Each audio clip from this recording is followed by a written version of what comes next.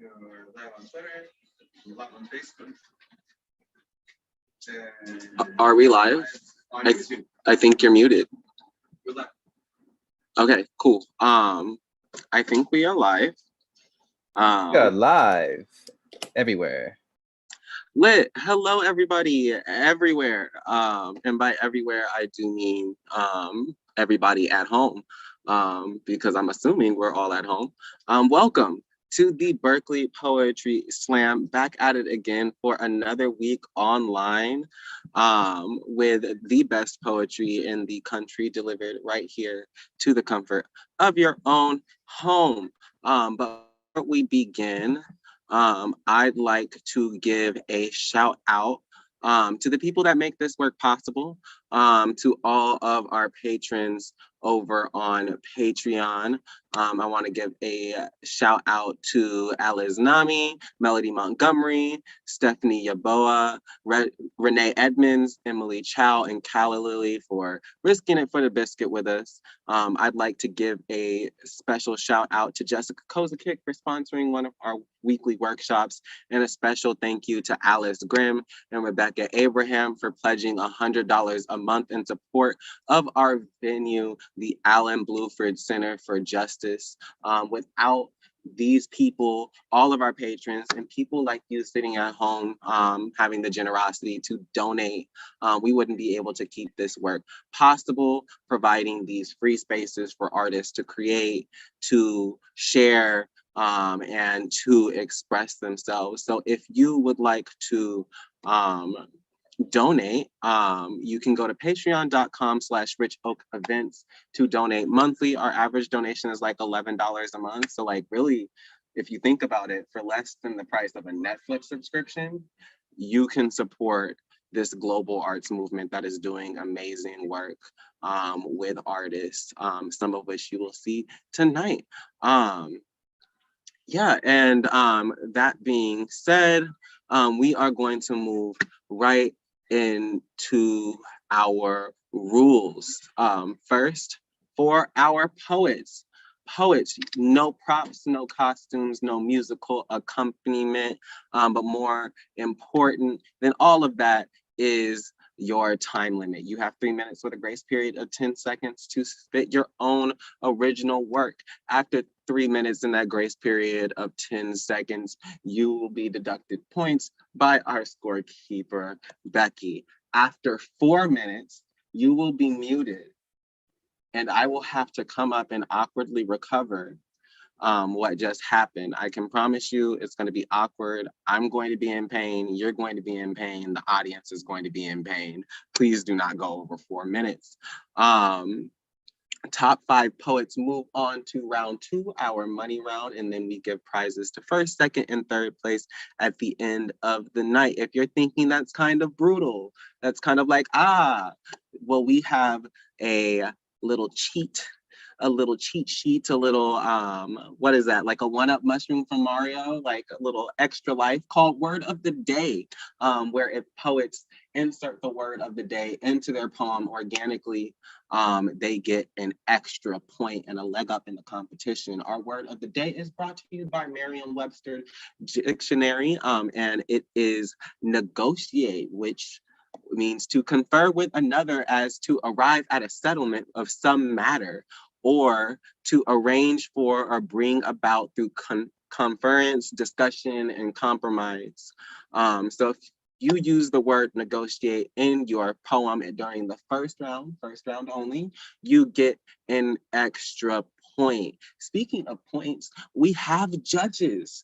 Judges, thank you so much for judging this slam. Without you, we wouldn't be able to award prize money at the end of the night, but y'all have some rules too. You'll be scoring each poem from a 0.0 to 10.0 scale. 0.0 being the worst thing you ever heard in your life. It's like your baby crying in the middle of the night, and then you like go into your baby's room and you realize that your baby is asleep.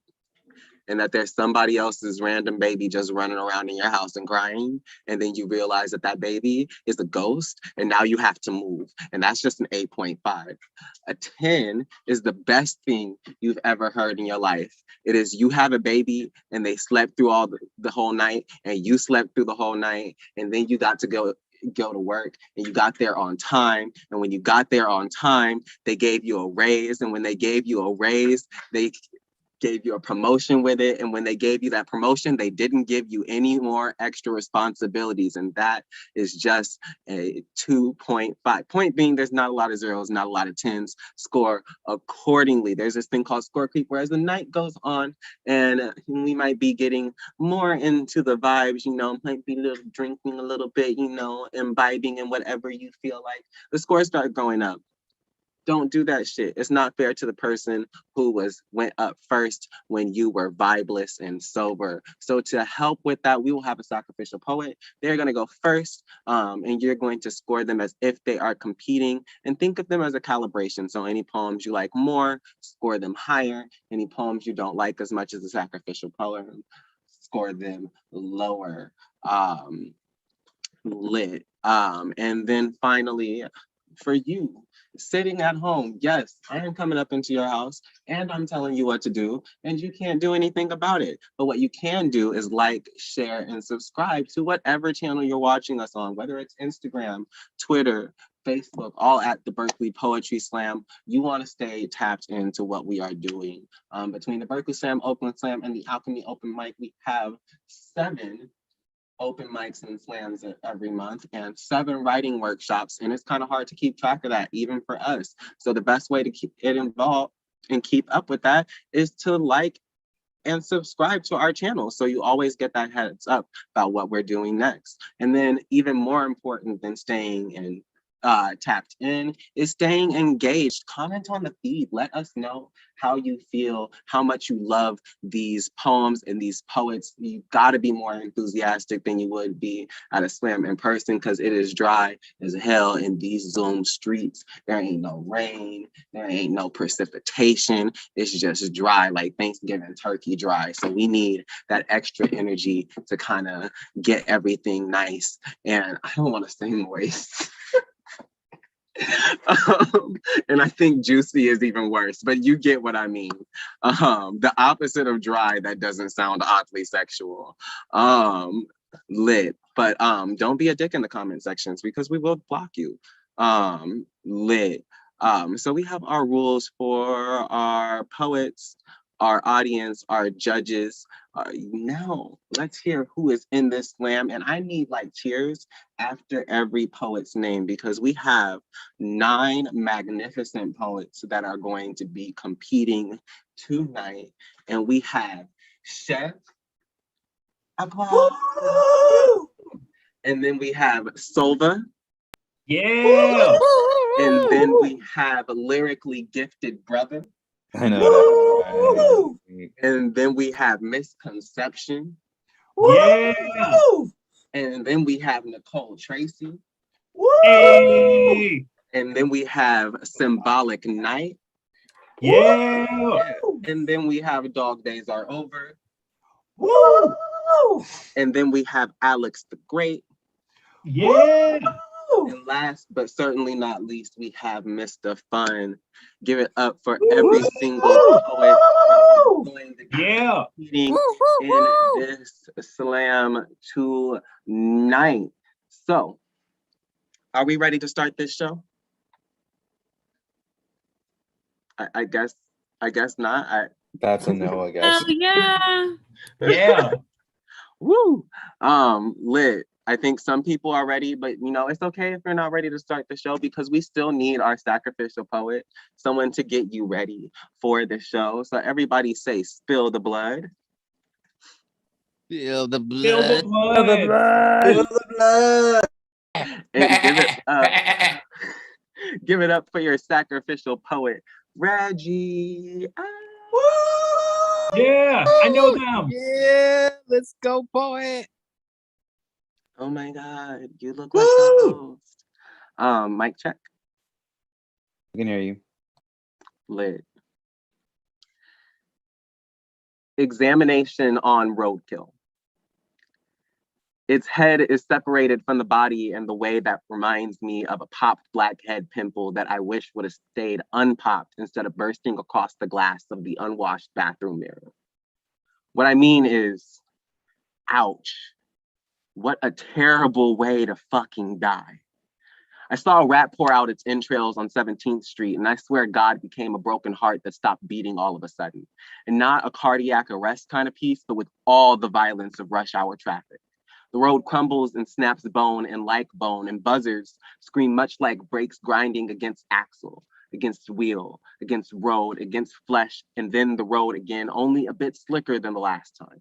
Nobody knows where death comes from, but everyone sees the trail of viscera left behind and knows exactly where he is going. I saw a rat spill all of its blood, and suddenly all I can think about is death. Somewhere in the distance, a pair of headlights will disappear into the fog, but the blood remains. The blood remembers. The blood will appreciate the worms that hold death accountable to the dirt. Decay is a reminder that even the worst things will leave. Even concrete will break apart until it becomes a soft bed of earth. So what? If we water the sidewalks with our innards, who cares? If we hollow out our bellies in the streets, everything that empties itself must be filled again, even if it is with maggots. I could die and birth 1,000 flies. I could live and learn to swat them. But there is always the buzzing, always something trying to make noise to be quiet. I am trying to think about anything other than all the bodies left to drown in the street. I am trying to forget about death, or at least remember it in a way that doesn't hurt anymore. But I keep thinking about the rat, how its tongue hung limp out of its mouth, like it died trying to taste something like freedom.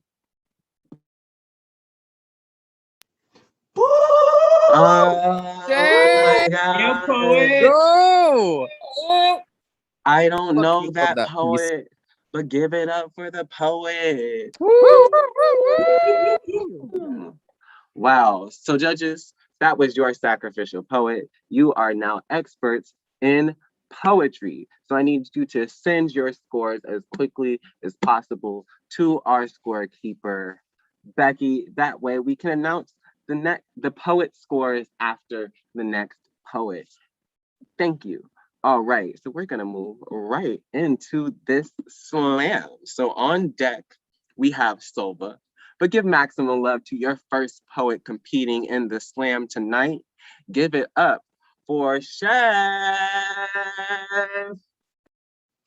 Yeah, go poet. Yeah. Mic check. We can hear you.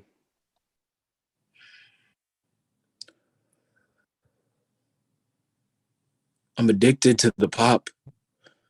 My vice is the violence. I don't know how to stop.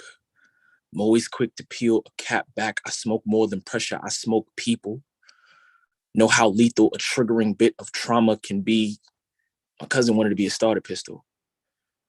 Wanted his voice to negotiate the only moment of race that's fair. I'm a police issue 45 and hate my skin. It'd be dark as the nights that stole my sleep. I remember 2015. Boy had a swastika for hands and a lynch mob on his breath. He took me to a church in Charleston and I could immediately smell the burning. When they pray for him, I pray for them. But me and God ain't never spoke the same language. Maybe he saw his reflection in those pews and has learned to hate his skin too. Boy grabbed me by throat and trigger and I tried to jam. Save my breath trying to buy time for one of the miracles they were singing about, but he just kept squeezing and squeezing. I remember their screams. Walls splattered the color, make America great again. His smile twisted as the trail of shell casings wrapped around their outlines. They say the light can't escape a black hole, but you ever had to watch a soul leave a bullet wound? Now I got enough issues to fill a whole magazine because they say you got the right to bear arms, but never accountability. So I take the blame. Boy, take the Burger King. White conservatives say he did nothing wrong. White liberals say it was all my fault. Now both call this a black on black crime. Call me loose cannon. White liberals say we need gun control. White conservatives say you already took our slaves away once. I sit there, peace until triggered, still until triggered. But what is to be black in America? To have everyone constantly pulling at your triggers. I did 5 years in lockup and they call me evidence. Call me proof that Black people light won't escape once you've put it in a hole. They treat me like I ain't built this country, like I ain't fight their wars. Even the ones on me, guess they no honor when you are the metal, the steel, the stolen. When you see a reflection in every crime scene until you've learned to hate your skin too. Do you know what it's like to always fit the description? For your trigger man to be so absent of color, he damn near invisible. Black people then had PTSD in this world for a long time, but we don't even get to call it a mental health issue. We just waiting for the next Persona Slam talk. Load me with pills, I mean bullets. Hoping that enough will make me back into something they can use, because God made man how he sees himself, but man made me to make himself God. It is 2020 and no one adopts me at the police auction. A cop with swastikas for hands and a lynch mob on his breath breaks into a home in Louisville, points me at a Black woman lay asleep in her bed. I shake, hoping that this time my demonstration makes a difference and the officer gets punished. But it's only for the bullets to miss. When they marched in the street for her, I wondered, is a movement caused by a nervous arm or a nervous system?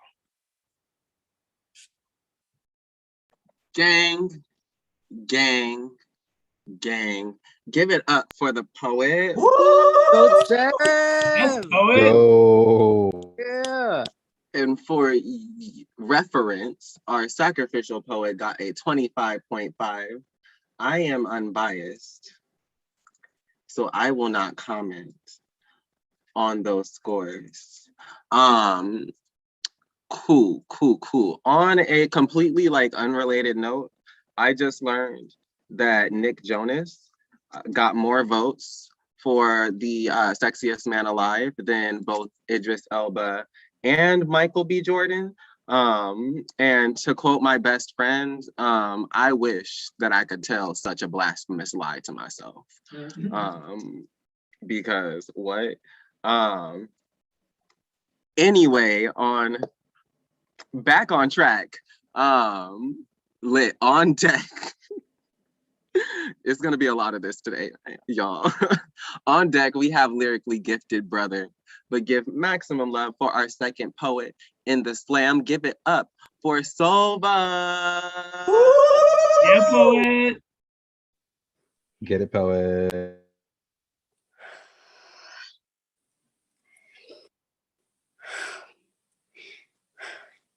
An unanswered conversation between power of attorney and the woman they are no longer responsible for. I started splitting the zivver like you asked me to. Another job not meant to be mine. I got your necklace. Allah engraved in Arabic on real gold. I put it on, half expecting to burst into flames. I remember when you had me place my hand on the Quran and promise you I was straight. I wasn't even out yet, and you told me if I lied, I was going to hell, but the truth would do the same. It didn't matter if I was a good person because who I am is already tainted. Allah always seemed to give you a reason to reject me, and you never let me forget every mistake I made had a reason. I am not Muslim enough. At 4, I drop hot soup on myself on the floor, and you tell me it's because I didn't read Bismillah. Had me up at 5 a.m. learning prayers in a language we don't even speak in first grade. Took the hair clips out you forced on me for picture day. When the photo came back, you told me I looked like a chirel, which cursed, inhuman, ugly, but now I'm old enough to do my own research. I know Allah told you not to force religion on your kids, told you not to teach them before they have the capacity to understand, to let them choose it. Convenient you never brought that up. I was up all night, terrified I was going to hell. You tell me to repeat Astaghfirullah until I fall asleep. Had me negotiate with God like the hand he used to spare me with could have tucked me in. Dua for my survival like a bedtime story because I couldn't even trust you in fairy tale. I wake up with nightmares because I didn't pray hard enough. Not because you told me Shaitan can follow me into my dreams, plant the devil in my head and blame you when I can't get it out. Now I sleep with 2 blankets. One heated beneath, one weighted, because it's almost like I'm being held. The closest I have felt to not alone. And I tried so hard to be perfect, to resemble God, kept you alive for as long as I could, because I knew I could never be holy enough for you to just love me as I am, flawed, to be imperfect, to blasphemy, proof my faith is not strong enough. You told me to be guided by God is to follow the truth. So tell me, with Allah written across my chest, do you finally see me clearly? Do I look like your child? Do you think I am beautiful? Do I look like enough? Are you proud of me? Haven't showered since you died, 12 days and counting. I don't know how else to make my body feel like mine again, because I never know what mine was supposed to feel like. And I speak our truth in hopes we may heal, but I still can't connect to wanting to be connected to anyone but you. So thank you. I am as lonely as you prayed for me to be, still sleeping on the landmines you left behind and concealing the damage to protect your image. I was the only one that read the last page of your journal, where you wrote, I have no kids. Seems fitting, because I never had a mother either. Give it up for Sova. Yeah. Can I get the spotlight? There you go. Sorry. Hey. I felt like Patti LaBelle at the holiday concert. Where are my backup singers? That's the wrong car, honey. Where's the good cute car? Oh my goodness. What is her sign? After the next poet, I'm gonna have an answer for what Patti LaBelle's astrological sign is, because I feel like it is definitely something that is confrontational. And speaking of confrontational, we are going to confront the scores for the last poet, because Chev got a 29.7. Gang, gang, gang, gang, gang. Jeez. That's weird. Hold on. Lyrically Gifted Brother is saying that that the video and audio for him is disabled by the host. If you could request to unmute and to show video, maybe that will help. I'm talking to God, by the way. We have our resident God here. What was that again? If you could ask Lyrically Gifted Brother to unmute and show video, I believe that he's having some troubles that seem to be host related. Does that work? I'm hitting the buttons. Um, I'm asking to unmute and asking to share video right now. let us know if you are unable to unmute or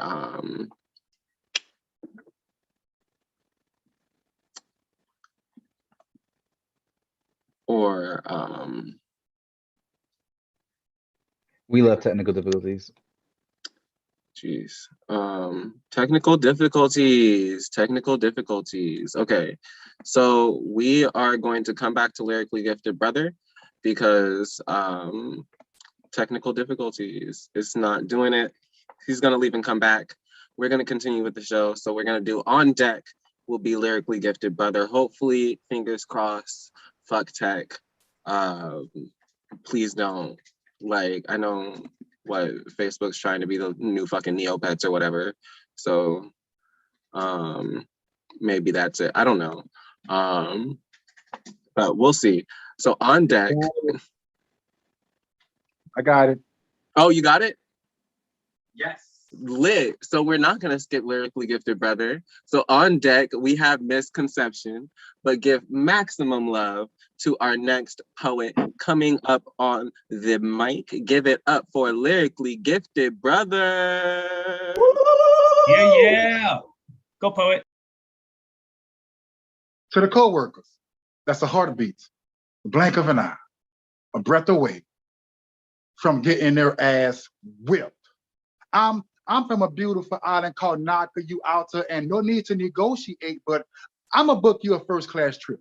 All expenses paid, so don't worry about the cost, and it's a +2. So bring your gossiping messy friend and our boss, because you are doing too much. And the problem is, you think that outside these walls, you can't be touched, dealt with, handled, placed in a trunk of a car, driven to the swamps in Louisiana, fed to the crocodiles after your bodies are dismantled, dismembered, This, fools, this is for the people that got them co-workers that make you hate everything about them, from the air they breathe all the way down to their freaking clothes. I feel your pain, misery, and grief. How we manage to put up with the morons sitting next to us is beyond belief. However, I know what it is. Some of us need our job because we have kids, a dog, a turtle, a rabbit, a parrot, bills, and just don't want to be in jail for some idiot we didn't have to kill. And y'all know the ones I'm talking about. They leave work early, they take 2-hour breaks, but they always offering food from their house. They leave work, but they always want to do this and that. They take 20 minutes to come back. Question: you ever had a dream your coworker tires came off their car, it exploded, they died, but you knew it was a dream because they still managed to show up? That made you mad too? And how about the ones that think that they're your boss, always trying to tell you what to do? Can you take their order? Can you clean the break room before you go home? Look, if you don't leave me alone, I'm gonna break every part of my foot off in your ass. They're gonna scream world star when they walk past. Now, I don't know about y'all, but I don't condone violence. When I go to work, I wanna be left alone in my peace, my zen, my silence. So don't ask me to smile or what's wrong with me, because you know doggone well we do not speak. So keep your good mornings and details about your night, because you a hiccup away from getting beat down on sight. Translation, real quick. And for the ones that feel like, well, all my coworkers like me, newsflash, boo-boo, you the one who asked they want to whip. You see, I'm handing out life lessons, so tomorrow just let me be. And I promise you, I won't say nothing to you, and don't you say nothing to me. Have a blessed day. Ooh, have a blessed day. For the poet. Woo! Yeah, poet. Gang, gang, gang. And for reference, let me scroll back up to this. Silva got a 26.5. Fuck the scores. Give it up for the poet. Never the point. The poet, never the point. Lit, lit, lit. All right. Ooh, almost lost my place. On deck, we have Nicole Tracy, but give maximum love to the next poet coming up on stage. Give it up for Misconception. Poet. All right. So when I was a little girl, my grandfather would ask, whenever we had a problem, we would say, how do you eat an elephant? Well, how do you eat an elephant? Step one is irrelevant in the process of negotiation if you've already quit blowing smoke. Not joking, wherever you're at right now, if you're a non-smoker, be proud. We don't need a crutch to stand up. That's what's up, had enough. And if you've already quit, well, congrats, but that's not it. See, what you put into your body is up to nobody but you. Step two, up the stairway to enlightenment is right nourishment. You are what you eat, and if you eat crap, it's no wonder you hurt like that. It's a fact. Your body is on a tract, and what biology you attract says a lot about what goes in must come out. See? Step three. See. Look me in the eye and do you. What are you here to do? I'm just here to have some fun in this moment under the sun. There's something for everyone, and we've only just begun. At the same time, we've already won once more. Step four. It's for sure.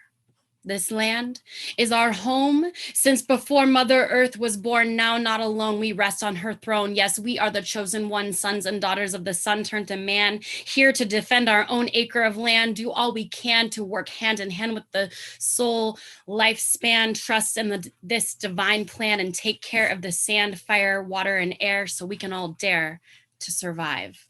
Step five, take care of your tribe. Migrate if needed, but to stay alive, you're better off sticking together, believing that the weather can change on the back of a feather. So plant your roots deep and let the grounds reap the rewards, of course. Find time to escape, but don't let your mind trip. Step six, say it like you see. And when you see me, I hope you smile and sing, because we are alive and free to know what we know, and when we see what we say.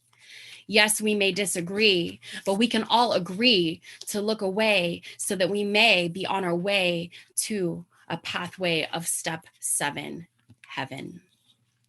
A place we have not yet known, at least not in this lifetime, but in the past we've shown it can feel a lot like home, and we really shouldn't be fighting about where we're going or where we've been, but knowing each day is a chance to start over again from scratch, a train to catch, to be who you need to be, actually alive and free to move your body and believe whatever you want to believe, or wear a bindi or write poetry. And I think our clever parents called it free speech, and we're taking it back, making beatnik poetry history.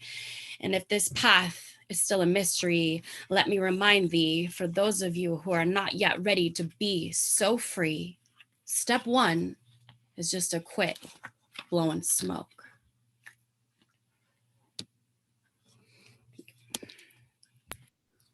Gang, gang, gang. Give it up for Misconception. Woo! And let me see, what did I do? Lyrically Gifted Brother got a 26.8. Once again, fuck the scores. Give it up for the poetry, never the points. Woo! And I have an answer to earlier's question of the day, which was, what is Patti LaBelle's astrological sign? It is Gemini, and I was right. Very confrontational.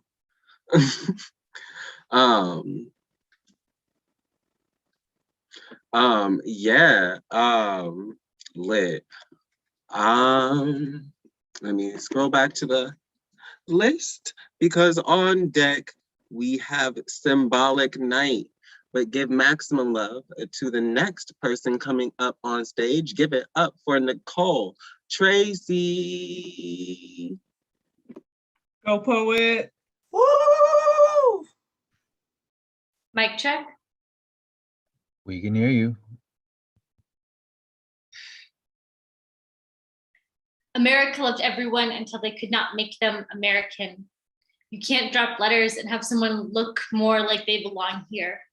We were here, we were here, we were here. America wants first generation to mean first to forget where you come from, first to call yourself American and nothing to come before it. First to forget Angel Island or Manzanar as part of your own family history.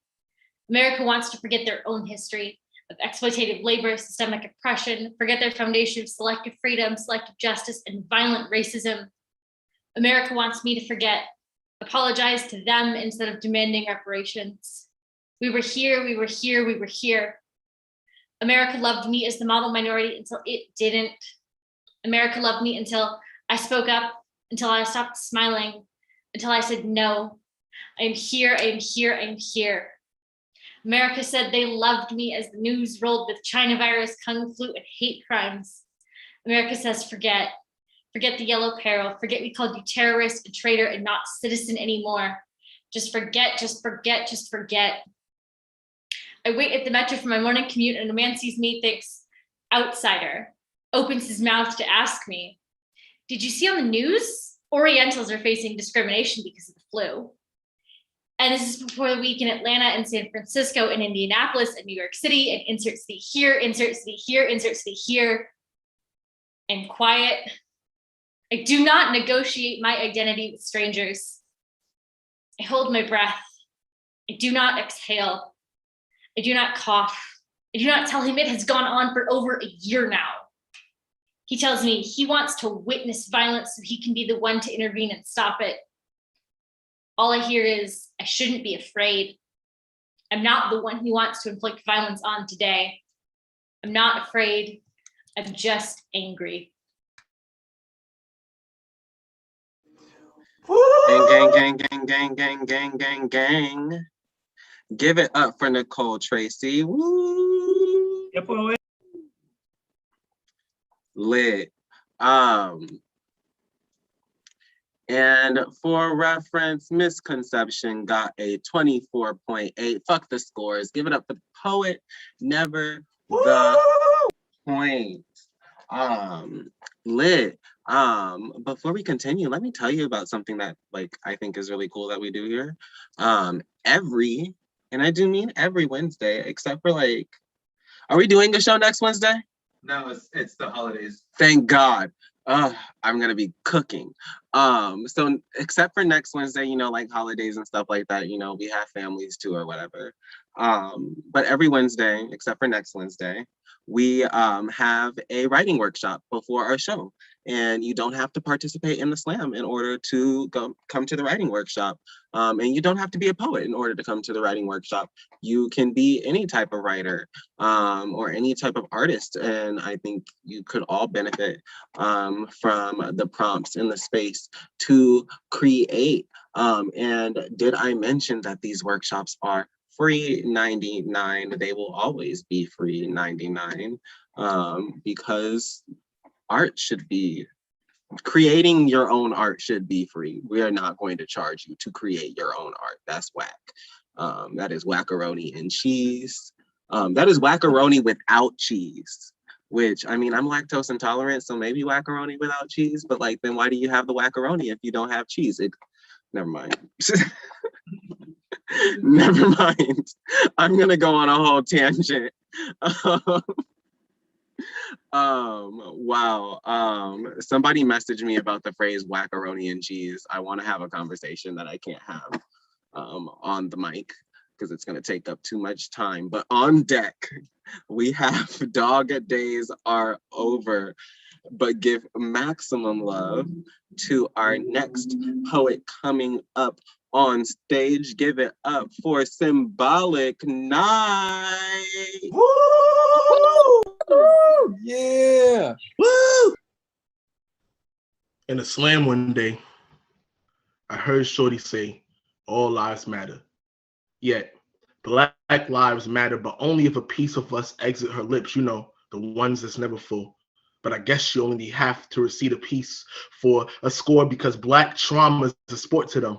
I write this because I need to. They write this because they scream me too. White out trauma bonding on topic view they don't connect to. She got her mouth to the mic, listing Black names, Black bodies she tamed, and then labels the toe tags she read today.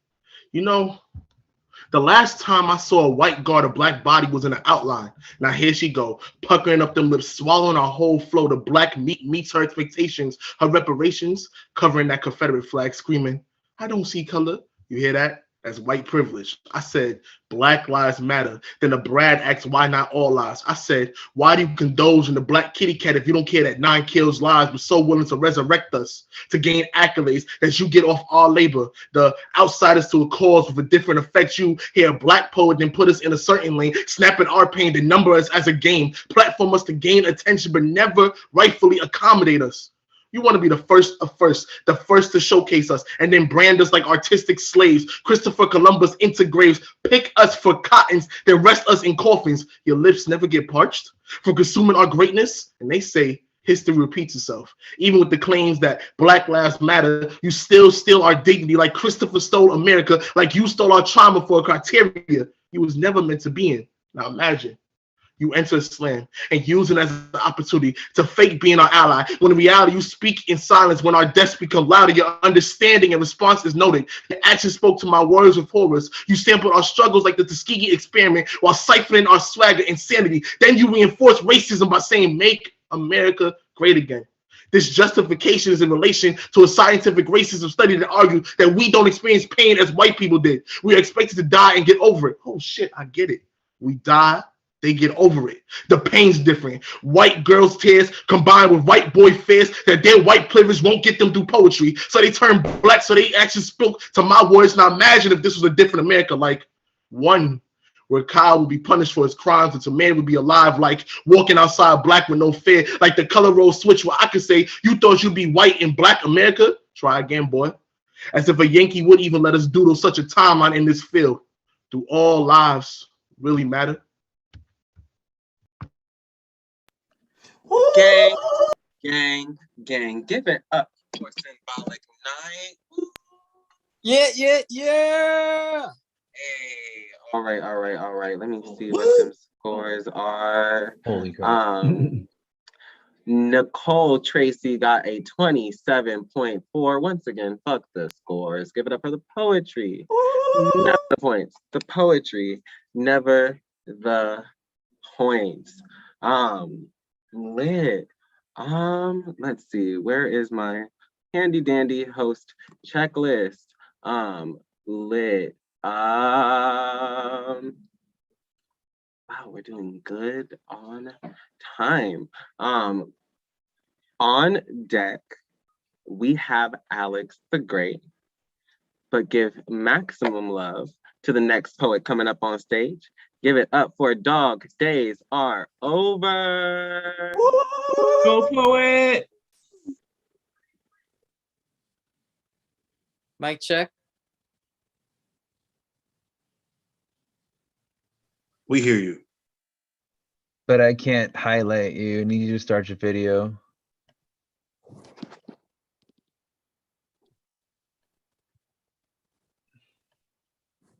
There we go. Perfect. Sorry.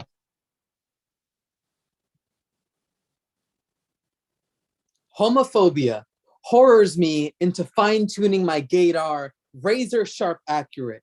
How earth quakes with deadly fear. My lucky skin has never known the bleeding fissures a homophobic fist or gun could quake open, like opened wounds rebleeding, like the boy on the news who earthquaked his own body until it disintegrated, a suicide of gargantuan magnitude. Nigel Shelby. He was his mother's only son, just one of many ungrammatical names cracked apart in the willingness to show how they defy grammar.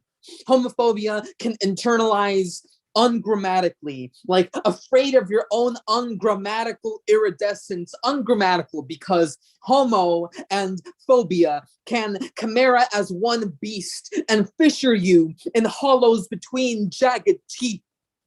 Language crumbles back into its more themes and muted feet. You become the homo and the phobia is internalized. You, a beast that built its own cage from metal scraps, stenched homophobic. A man says, sex between men isn't natural. Same one to beg his girlfriend for anal like he deserves it. Brags about blowjobs and doesn't question oral. Queer can be horror. Force yourself fearless, even as homophobes reveal daggers under their tongue, blades lusting my broken, brittle skin and gushing sour blood. Like that's the kind of sick, sinful attraction you endorse, and you say you're hunting for survival. This is the macro cutlery taking people apart, leaving them to jigsaw themselves back together in the distance. A gray kaleidoscope crumbles again. Its chromatic light spectrum shines through its fissures, all jigsaw and no teeth. Most days, I want to be grammatical, but I am a mosaic learning to negotiate. My kaleidoscope surfaces learning to love my cracked tectonic plates. It is not always this fractured. Sometimes grammar allows the breaking of itself into some thing worthy of living. Gang, motherfucking gang. Give it up for Dog Days Are Over. Hey. All right, and for reference, do I have that last score? I think I do. Yeah. No, I scrolled up too high. Whose score am I waiting for? Oh no, I got the right score. Never mind. I was tripping. I just can't read. My apologies. I apologize for being illiterate. It looks like let them know how you feel. Symbolic Night got a 26.5. Fuck the scores. Give it up for the poet. Never the points. The poet. Never the points. Lit. All right, we're gonna keep it moving. On deck, we have the last poet of the first round, Mr. Fun, but give maximum love to the penultimate poet of the first round, which I have like low-key been informed, but like really not sure because my sources are unreliable. I believe that means second to last, but we'll check up on that. But give it up for Alex the Great. Woo!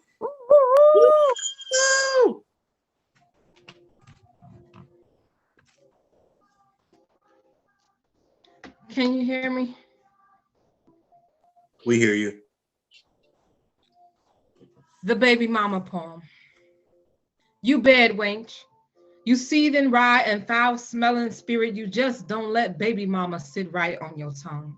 You don't answer when you called. Ain't the right kind of woman. Can't even pronounce submissive. You too damn independent. You let the government assist you to a slice of my American pie. You get everything you deserve, and ain't it everything you want? You bitter, you petty. You wonder why no one wants your ass. I left you, and you got the nerve to still be standing, still be smiling, still be surviving. Come up out of all this mess, so you ain't gonna never gonna be nothing more than what I tell you. You don't listen good. Get some of that raise right out your spine. Your back too straight. Need more cower in your walk. Don't you know to do like a man say? A woman ain't got no other place but to be barefoot and pregnant. Negotiate between the lust and the lesson, but damn it, why you always got your hand out over here looking for something? Don't you know how to take care of your damn self and leave me be and nourish my seed and be a punching bag or a doormat or a stuffed dog, you know, anything lifeless without an opinion, easily shaped? You my baby mama. Cracked your own pelvis at its peak when my daughter crowned into this world ceremonial, gave birth to my lineage, shed enough blood to cover the Red Sea, and your ass is still here. Why? See, you don't even know how to die right. Regal. Can't take an insult the right way. Remember that time I told you I loved you and cracked a smile? Remember how you believed it? Damn. Can't take a joke either. That's why we ain't never gonna work out. You just ain't the right kind of woman. Gang. God Gang. damn. Give it up for Alex the Great. Poet. And for reference, Dog Days Are Over got a 29.2. Once again, fuck the scores. Give it up for the poetry, never the points. The poetry and never the points. On deck, we have our feature. I'm so fucking excited for this feature. You fucking too. If you don't know, you should know. You finna learn today. You finna learn today. We have the illustrious. Is that the word I'm looking for? It's the word I'm gonna use. The illustrious, the iconic Zach Goldberg. I'm so fucking excited for this feature. Stay tuned for that, but give maximum love for our last poet competing in the first round of the slam. Give it up for Mr. Fun. Woo. Go poet. Mic check. Mic check. We can hear you. In 1968, record execs had the brilliant idea telling James Brown, the godfather of soul, that "Say It Loud, I'm Black and I'm Proud" would sound better if it said "Say It Loud, I'm Black, but I'm proud." Now, rather than ignite the flames, James brought children from both Compton and Watts into the studio to sing backup and make a point. To all the Black children listening, say it loud. Say it with purpose. Say it with conviction. Be Black, be proud, know your value, know your history, the tree and the roots. You come from God. God is great. He said it was good, so he made you Black like grace on everything. I love your Black is great. Say it loud. Make them hear you. Make them comprehend Black girl magic, Black woman wisdom. Black be like, we got next and we on first. Black be Monet Davis on the Sports Illustrated cover. She not tomboy, she game changer. She Lizzo fierce with a fastball. Lupita Nyong'o, Wakanda forever gorgeous. Zozapini Toonsi, Miss Universe intelligent. Be Black and proud, not Black but proud. Be proud because Black. Watch your mouth when you speak to Black. Don't let a harmless suggestion get your feelings hurt. This Black made it through slavery. This Black survived the Black mama. This Black lived through, I'ma tell you, daddy, your Black is built to last, can endure a cell, and is always ever ready. Say it loud. Say it with purpose. Say it with conviction. Be Richard Sherman Black. Be Legion of Boom loud. Be proud and perspicacious. Yeah, Google that one. Be Issa Rae rooting for everybody Black. Be Allison Felix and Simone Biles Black. Be so iconic that you flip the narrative. When they see Black, they say impossible. But when you see Black, you say I'm possible. Be the perfect clapback. If 10 Black men call one white man coach, make 100 million white men call one Black man president. Make the universe remember that Obama strut. Michelle in that mask and pantsuit gliding like I wish you would go low. Make them sick when they have to say Obama cares. You know what? Be Jesus Black. Don't look at the cross. Study the continent. Born in a low-income neighborhood, Black. Roll with 12 dudes he called brothers, Black. Gave his life for a crime he didn't commit. Just insert any innocent Black name here, and you know that's Black. And in all that, when they try to bury you, be resurrected Black. That Black that says this life matters. Resist until every Black life matters. Don't let them negotiate your conjunction. Be schoolhouse rock and roll. Be the Black innovative mind behind most modern day conveniences. When they say you so Black, say yes, and I'm proud of it, but say it loud, say it with purpose, say it with conviction, make them comprehend with your bad self. To all the Black children listening, if you believe that, then say it loud. Be Black, be proud. Thank you. Gang, gang, Yeah, gang. poet. Give it up for the poet. Woo! Lit. And for reference, Alex the Great got a 29.5. Give it up for the poetry, never the points. Woo! Boom. And I'm just waiting on the scores for Mr. Fun. And then we're gonna announce this feature. Oh, I'm so excited for this feature. Y'all don't understand. That's 29.5. A 29.5 for Alex the Great, yes. Thank you. Oh, can I make an announcement? Or actually, I'll send it to you.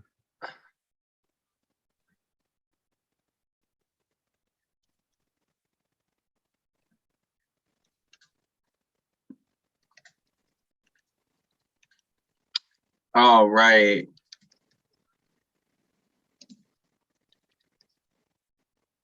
Lit.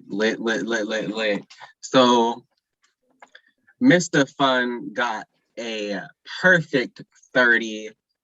Give it up for the poetry, never the points. The poetry, never the points. And just before we move into our feature, I've been informed that like 70% of our views right now are from people that are not subscribed to any of our channels. So I'm gonna need you who's watching there, and you know who you are. If you haven't pressed that subscribe button, that follow button, that like button, you definitely should. I said it earlier, you might not have been there, but we have like hell of these Johns every month. And it's hard to keep track of, but if you click that subscribe button, click that like button, that follow button, you'll always be informed about what we're doing and when, so you can join us on another day. We'd like to reach 300 subscribers on YouTube specifically by the end of the year. So like, if you could help us out with that, that would be great. And then, cool. Another judge left. Oh no. Okay. Step in for second round if need be. Okay. Prophet, you're probably gonna step in second round. We'll have another sacrifice second round, because we have a new judge stepping in, unless the other judge comes back. So do we have enough? Okay, so we should have enough. Two judges left for the night, so we're at 3 right now, including me. We're at 3 right now? Yeah. And Prophet. Okay. Prophet would be 4. Okay. Yeah, we'll just drop the low score. Yeah, that makes it easy. Boom. So, but before we get into the second round of the slam, we have to have our feature. Oh my God.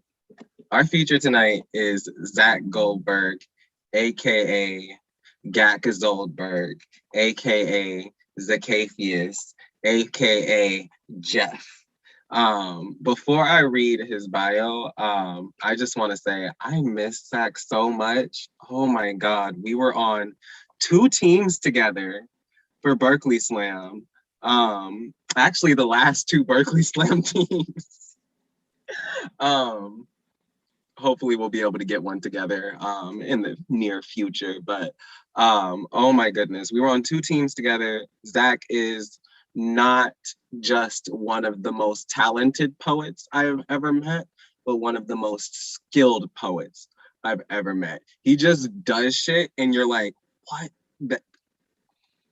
It's like one of the few people that I've met where form contributes to the poem. Like when Zach writes in form, AKA, oh my God, the contrapuntal this man wrote. The Red Sea contrapuntal, Jesus. Like just one of the most skilled poets I've ever met. One of the kindest people I've ever met. One of the funniest people I've ever met. I think one of my favorite moments with him was being like completely fucking like just delirious from sleep deprivation because we took a red-eye flight and then couldn't get into our hotel room or our Airbnb until like fucking like 3 p.m. and we got in at 6 a.m. It was great, but like just an all-around great person to be around, and I'm really excited to have him back on this stage after so long. But I'm gonna read his bio because like there's more impressive shit. Zach Goldberg is a writer, educator, and arts organizer from Durham, North Carolina. He is the author of 15 Nomadic Press 2020 and was awarded a 2021 Next Step Fund grant from the Minnesota Metro Regional Arts Council. Yay, money. His recent work has appeared or is forthcoming in Agni, New South, Pank, and elsewhere. Zach has represented Wesleyan University and Berkeley, California at various national and regional poetry slam tournaments. He lives on occupied Dakota land in Minneapolis, Minnesota. Find him online at @GAC_Zoldberg. I need y'all to like give the loudest, like the most ratchet, but also like hella classy round of applause for your feature, my friend and teammate, Zach Goldberg.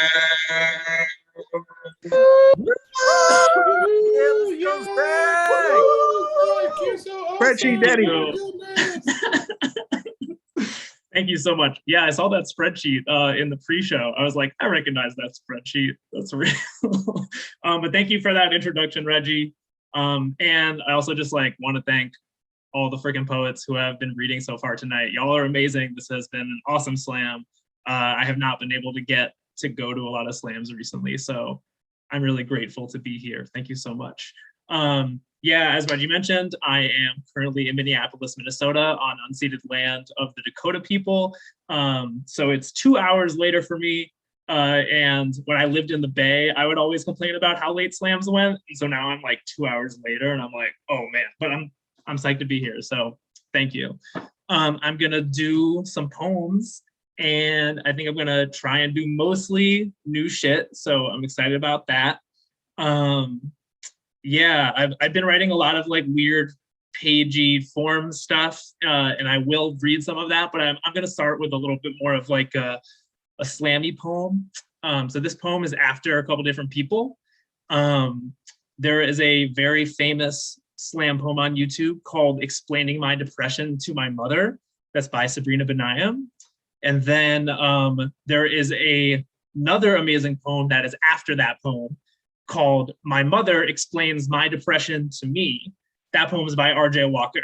And so this first poem is in that same line. This poem is called My Depression Explains Me to My Mother, after RJ Walker and Sabrina Benayem. This isn't ever easy, Susan, but can I call you Susan?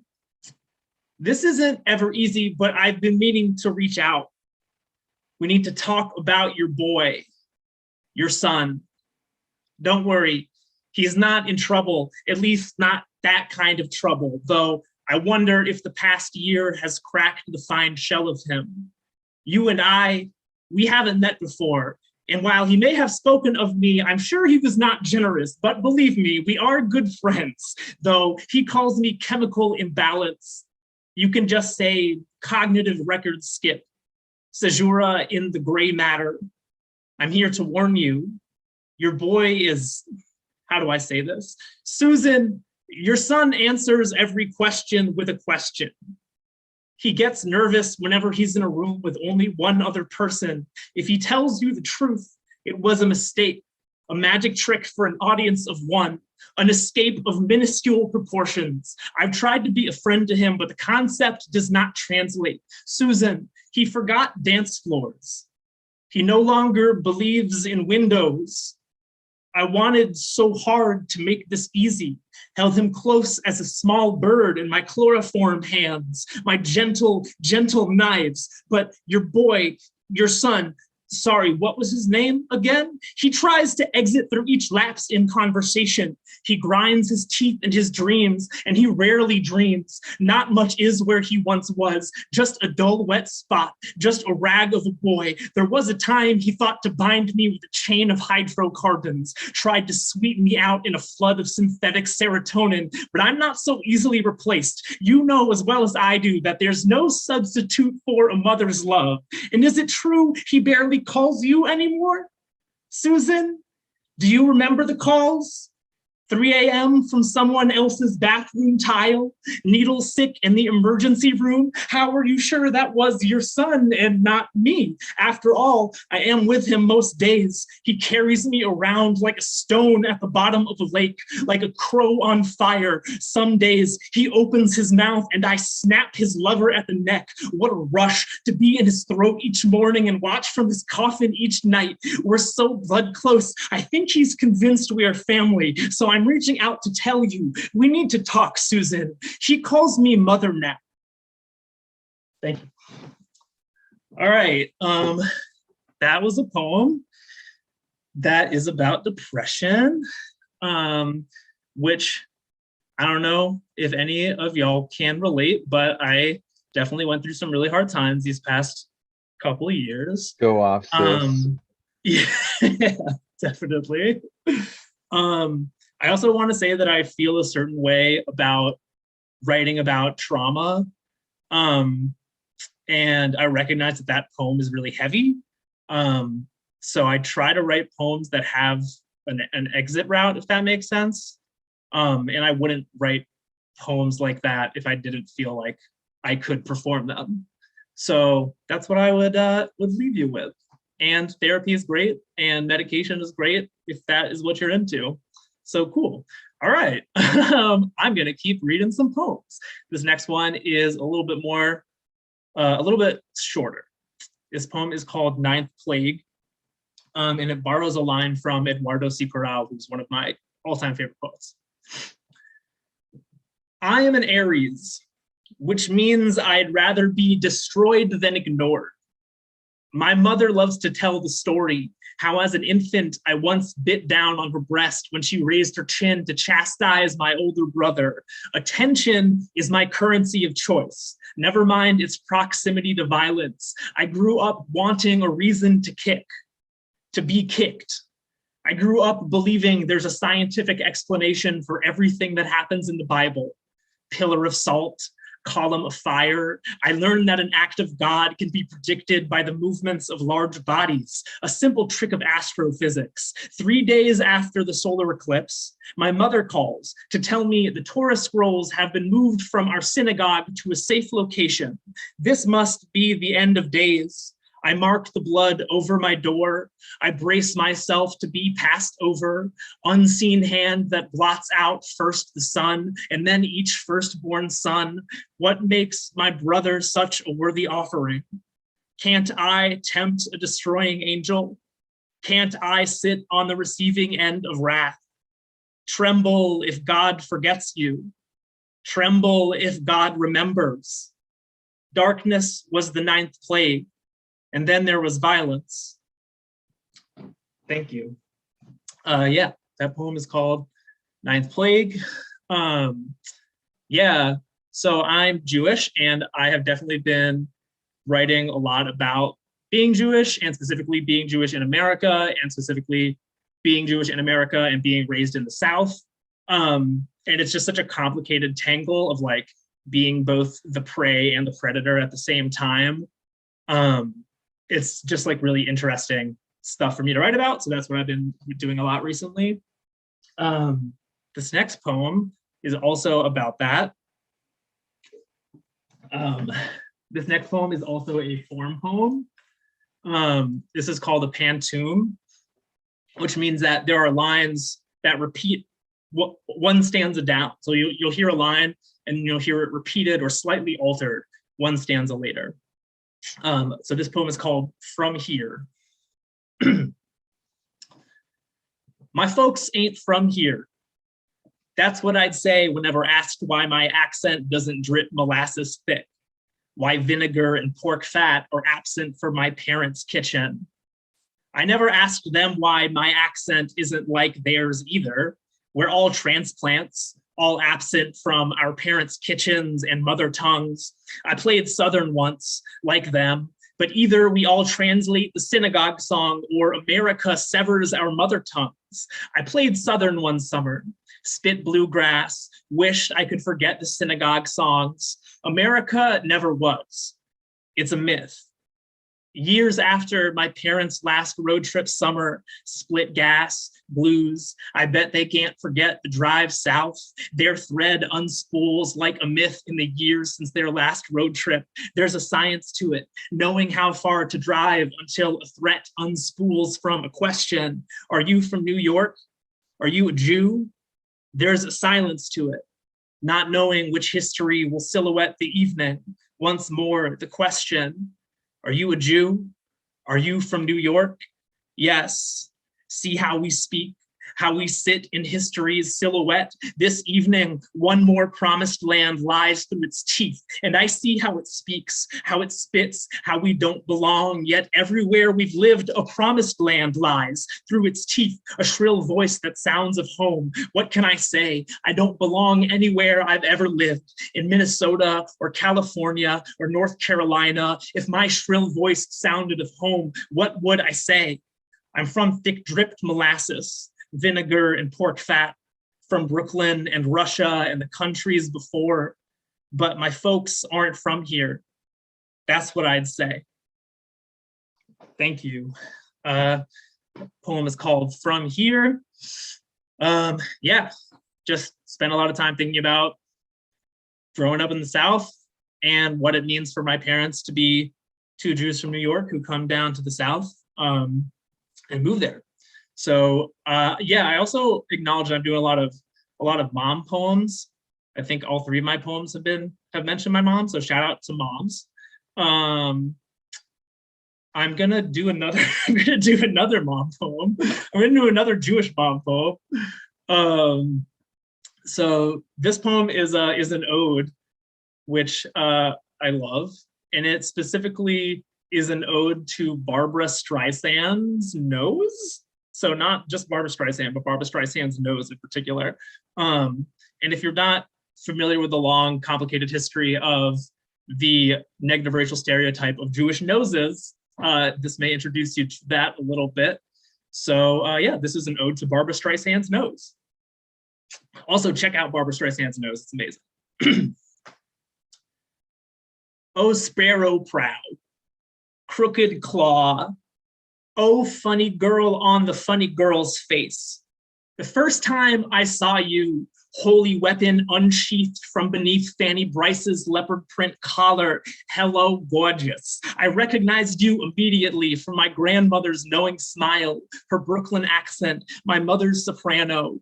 Oh, Yiddish beak adorning the Jew bird, kosher canvas sail that caught the wind. I heard when Babs got into showbiz, they wanted to rub you out, to straighten that deviated septum into more gentle and gentile contours, sideways Hercules crown, unmuzzled animal.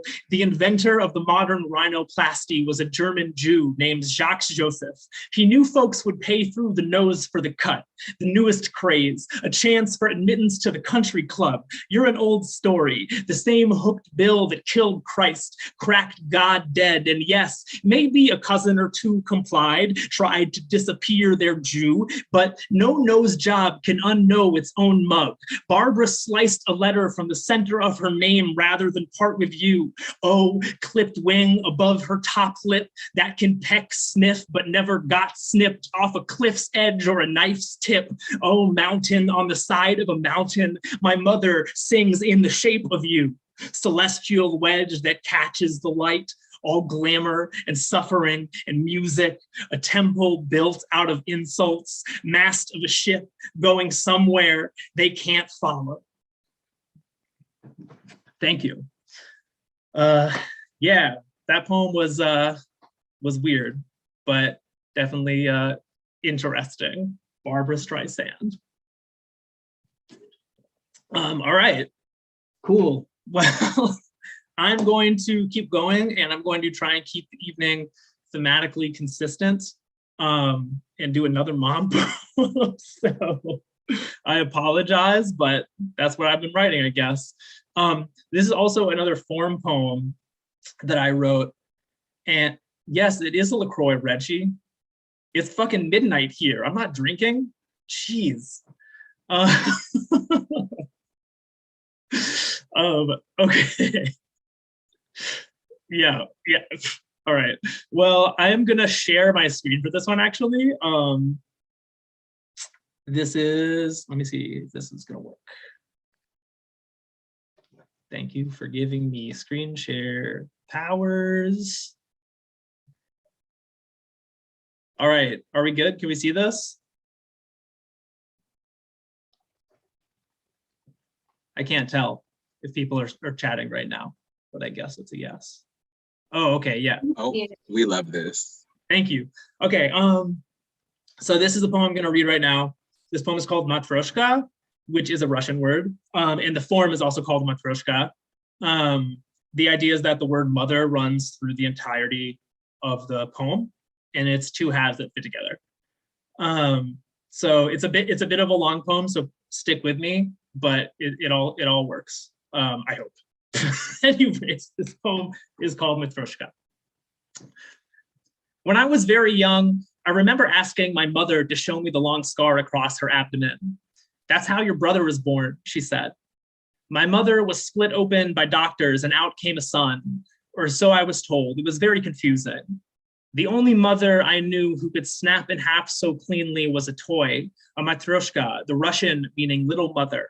A set lived on the mantle above the fireplace. My aunt brought dolls back from the motherland. They stacked so pleasantly together, a row of increasingly tiny figures and all mothers. I was mesmerized by their unfolding.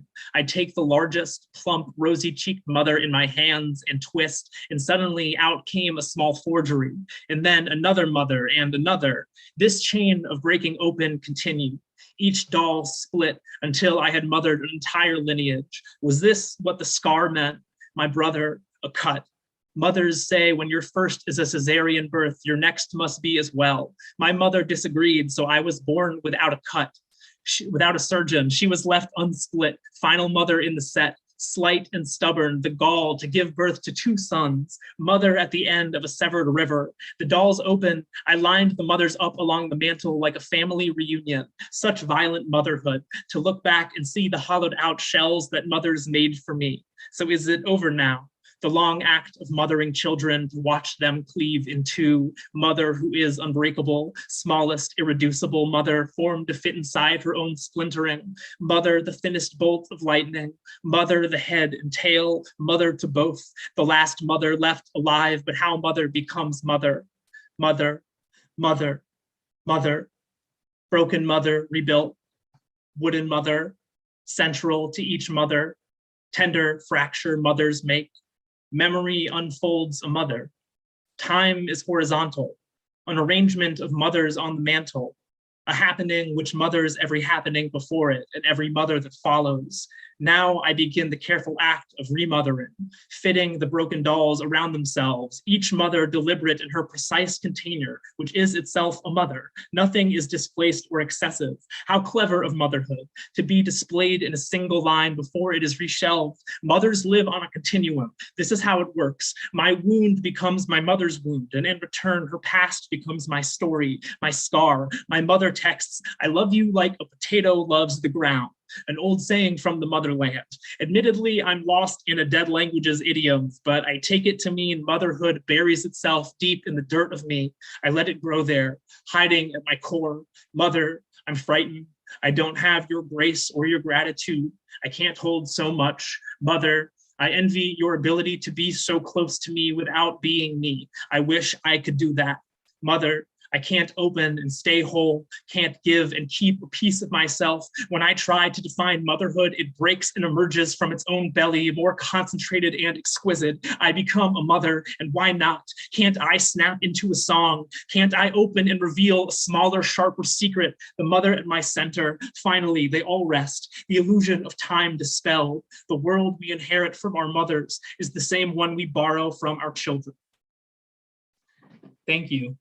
That poem is What called the Matrishka. Oh my fuck? God, that was amazing. Wow. Thanks, y'all. Where can we find that? Zach, you're iconic as fuck. You can't find it anywhere yet, sadly, but hopefully somewhere soon. We will see how it goes. I think I'm just gonna do one more poem for y'all.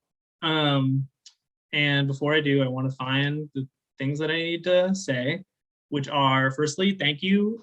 Again, all the poets, y'all are so good and amazing, and I'm really, really glad to be here. And I wish I could be there in person, because Berkeley Slam is one of my homes and one of my favorite places. So shout out to Berkeley Slam, shout out to the Starry Plough.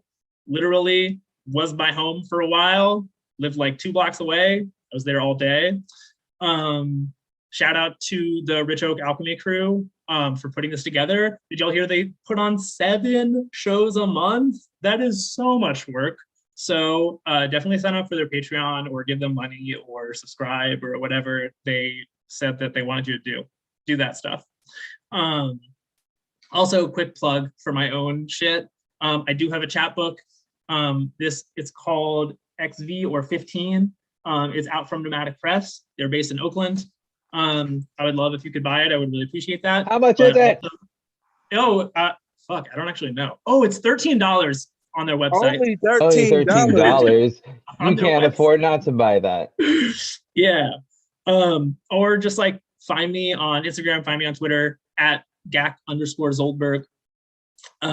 Yeah. And thank you all so much. This is not a new shit poem. This is an old shit poem, but I just felt like I wanted to do it. If I can remember it. We'll see how it goes.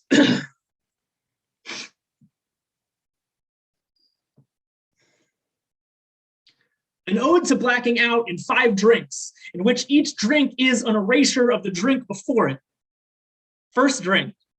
When you're a kid, it's easy to think that having an addictive personality means no one can get enough of you.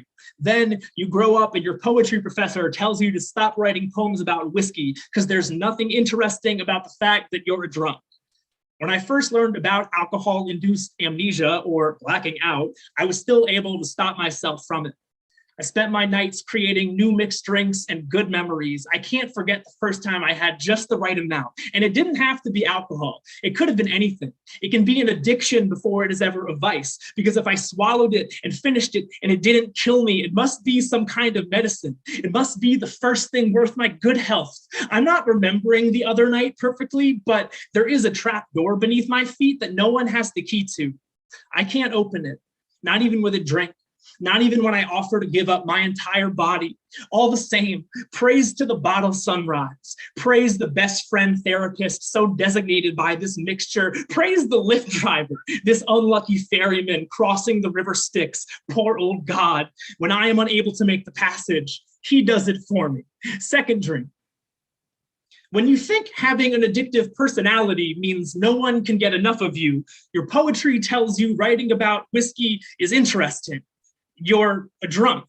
When I first learned about blacking out, I was still able to stop myself from creating new mixed drinks and memories. I can't forget the first time I had just the right amount.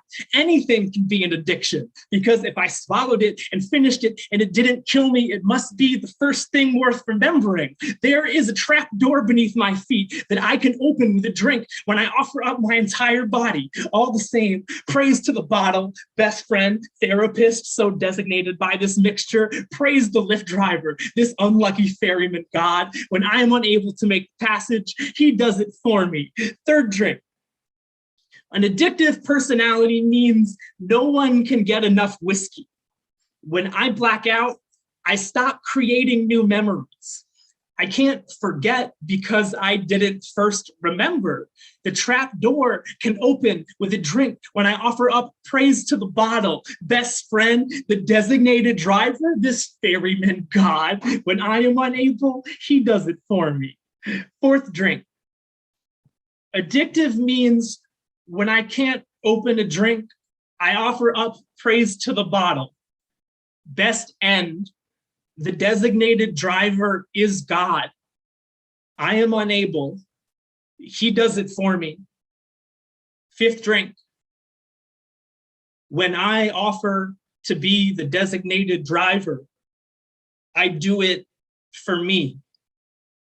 Thank you so much for having me. It's been amazing, and I love you all. Sweet. God damn. Give it up for Zach Goldberg. If you didn't know, now you do. Yeah. I'm just saying, I wasn't lying earlier when I said, y'all, I was really excited for this feature.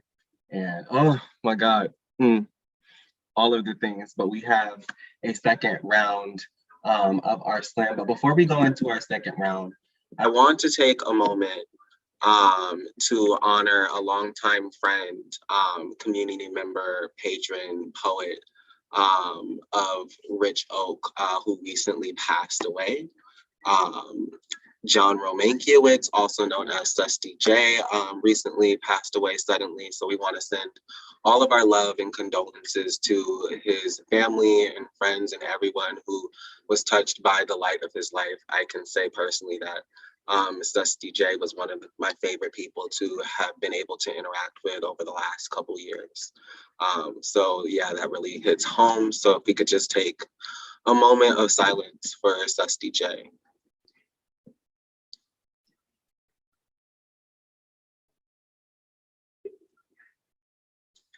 Cool, thank you so much. If you have ever been touched by Dusty J and his work, we encourage you to reach out. We all need to hold ourselves and each other in mourning. So thank you. Cool.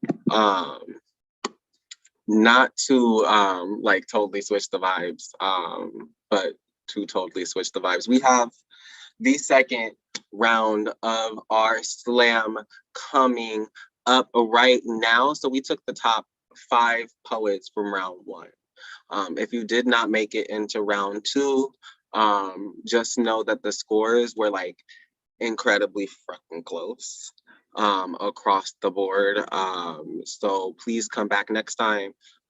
We are here every week except for next week because it is a colonizer holiday. And as much as we do not support colonizer holidays, there is food involved, so I will make concessions. So yeah, please come back for our show on, let me check the date because we are running. On December 1st is our next show. God damn, we are running through November like we got somewhere to be. 2022 is when we need to be. So someone asked what holiday doesn't include food though, and I'm just like, I don't know, like St. Patrick's Day. I drink a lot, but I don't really eat on St. Patrick's Day. So a holiday that doesn't include food. You're welcome. The more you know. But we have the top 5 poets from round 1 competing in round 2, and they will be competing in this order, which is reverse order of appearance. We have Mr. Fun, then we have Nicole Tracy, then we have Alex the Great, then we have Dog Days Are Over, and then we have Chev. Give it up for everyone who is going to be touching the stage in the second round. Woo! And also give a round of applause for everyone who touched this stage tonight. Yeah. Woo! Woo! Chris was waiting. I appreciate your energy, Chris. Thank you. But yeah, if you didn't make it into the second round, like I said, we are here every week. There are plenty of chances. We also have an open mic coming up this Saturday, I believe. Yes, this Saturday on Instagram Live at Rich Oak Alchemy. So there are plenty of spaces to perform and grow and be in community with us. So lit. Ooh, what time? Thank you. Our open mic on Saturday is going to be at 8:15 Pacific Standard Time. So if you do not live on the Best Coast, then I would implore you to do the calculation because I'm bad at math. So I can't. Yeah. Not in the morning, and PM. PM, 8:30 PM PST. Don't ask me what PM stands for. Anyway,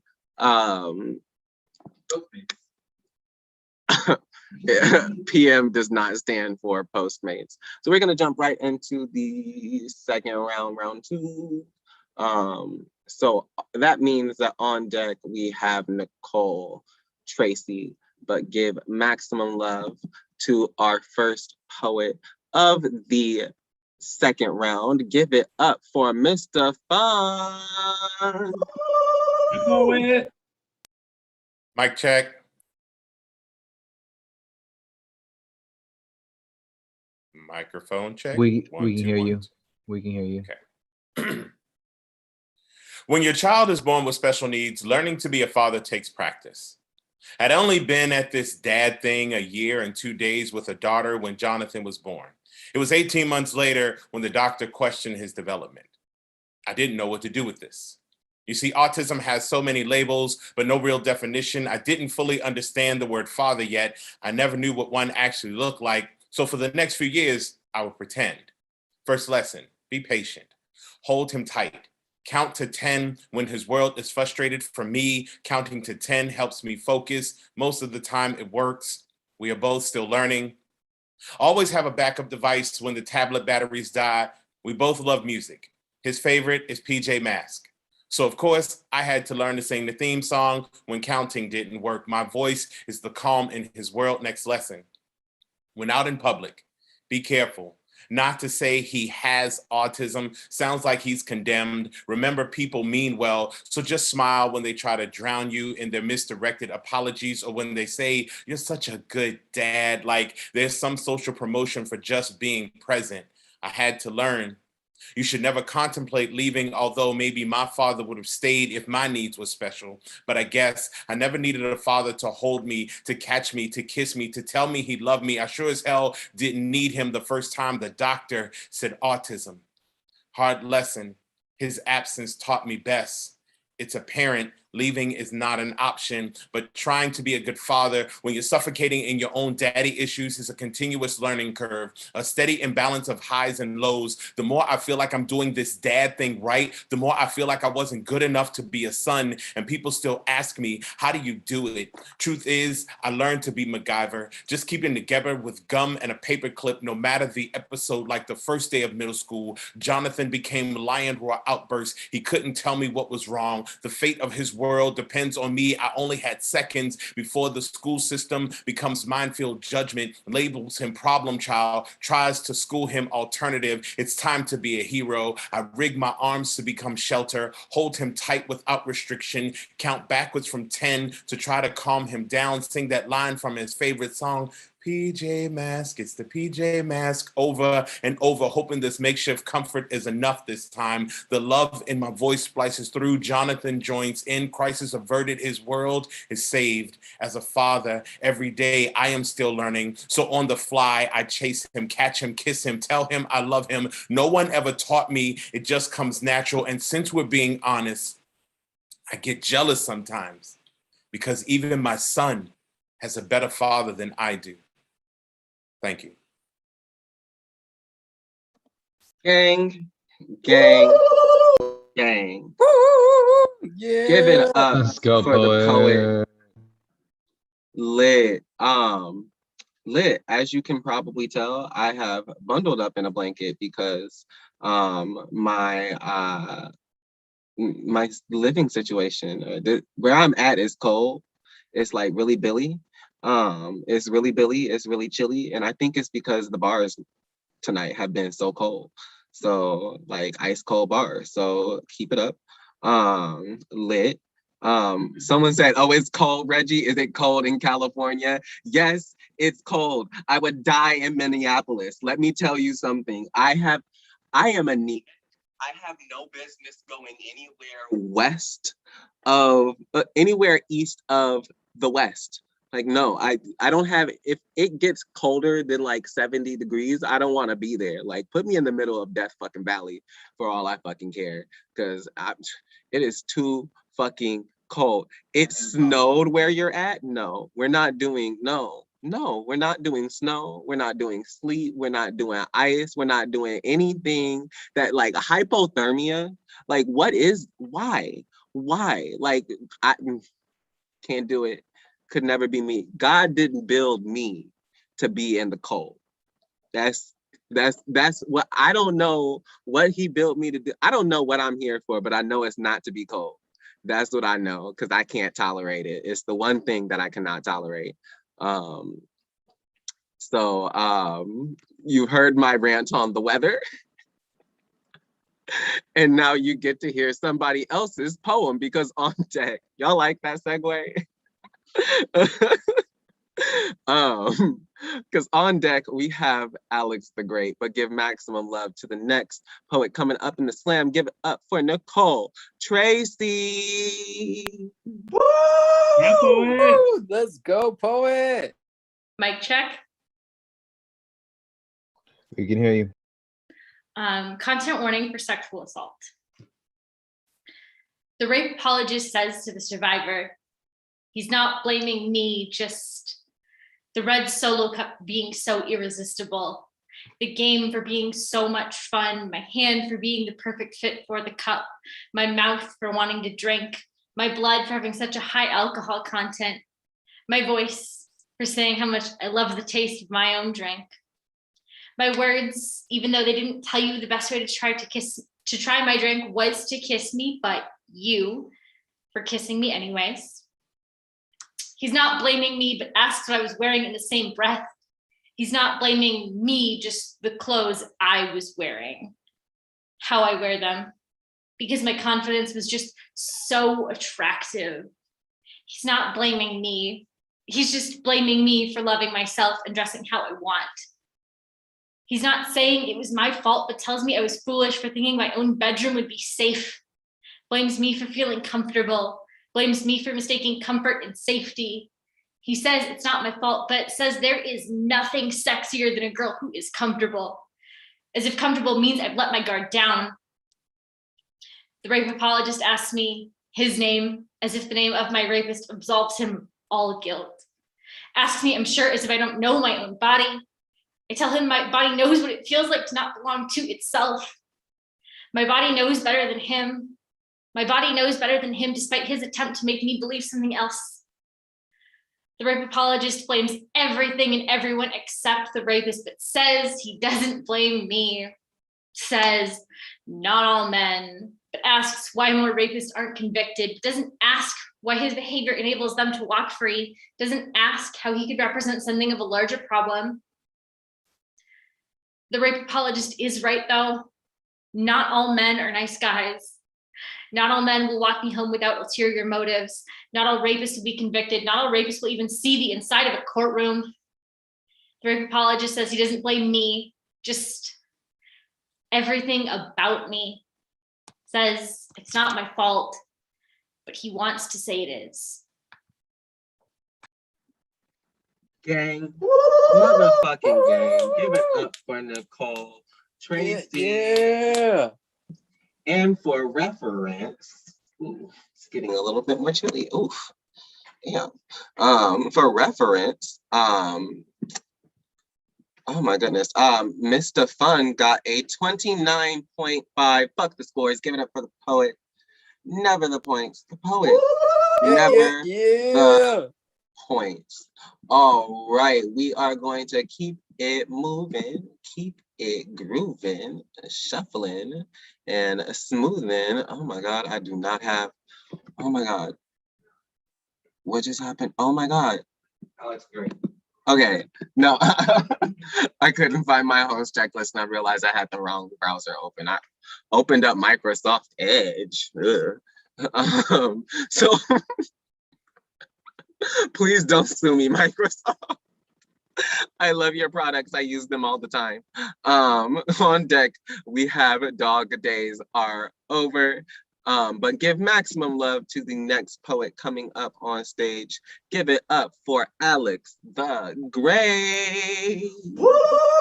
Yeah.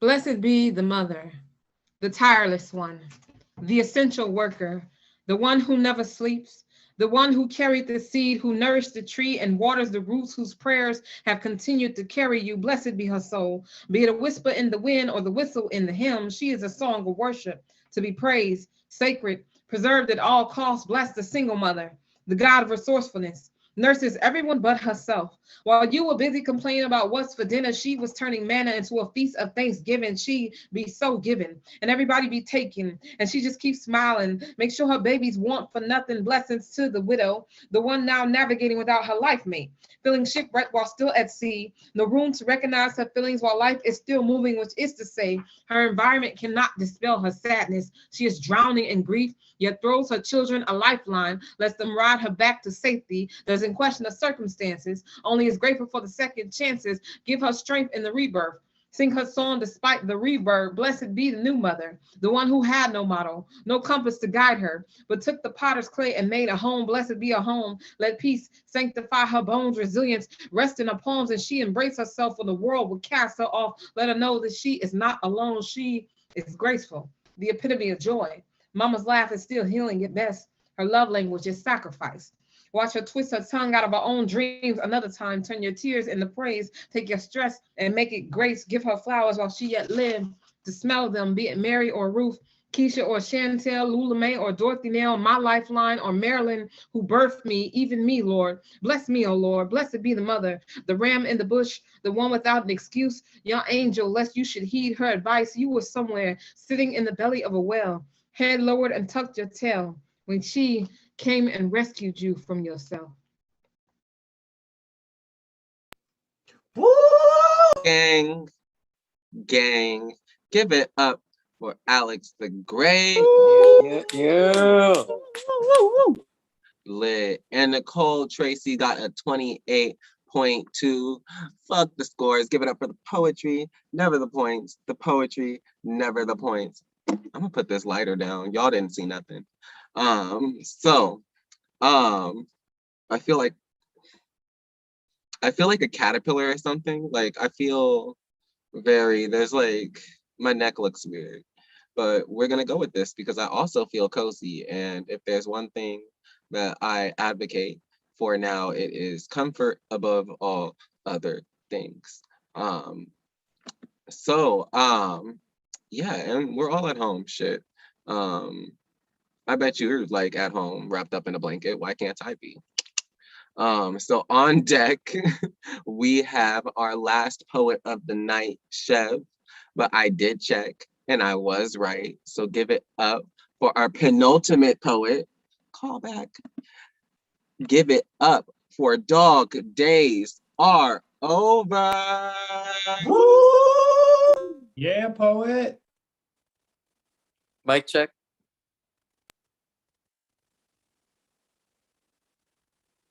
We can hear you.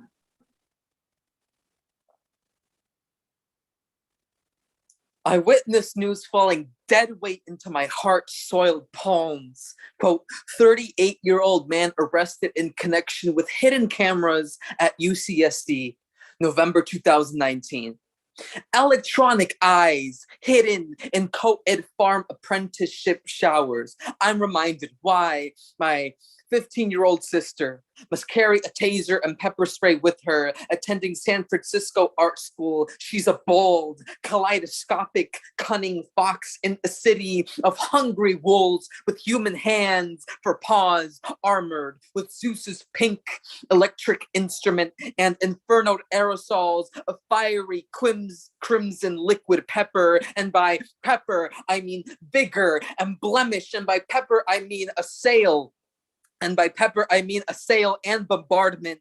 And by that, I mean my sister will always have to be more dexterous fox than cannibal wolf, carnivorous in all ways. She lives in a blemished sister's grim fairy tale. I clean a toilet seat peppered in dark yellow piss. And imagine the jerk's eyes thinking someone else will appreciate.